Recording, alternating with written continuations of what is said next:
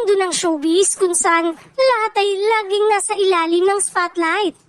Bihira ang mga magkasintahan na nananatiling simple, kalmado at totoo.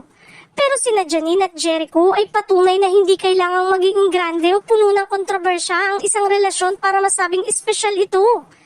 Kilala ang dalawa sa kanika nilang mga proyekto, pero sa personal nilang buhay, mas pinipili nilang manatiling low-key.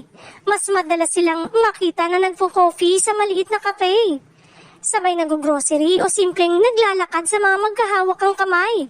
Mga bagay na normal para sa karaniwang tao pero bihirang-bihira sa mundo ng mga artista.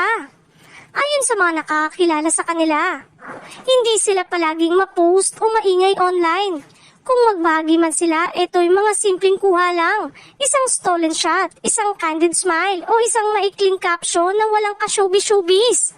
Hindi nila kailangan ng bonggang PDA o pa-trending moments para ipakita kung gaano sila kasaya.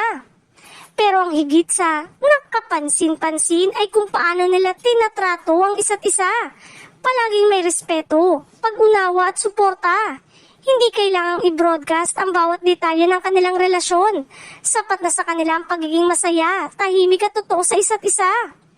Sa panahon ngayon, kung saan madalas lumalaki ang relasyon dahil sa ingay ng social media, refreshing ang makakakita ng dalawang taong mas pinipiling manatiling grounded. Sina Jericho at Janine ay hindi perpektong couple, pero sila ay simpleng magkasintahan na mas pinipili ang pagmamahal kaysa hype. Ang privacy kaysa ingay, at ang totoong relasyon kaysa ilusyon.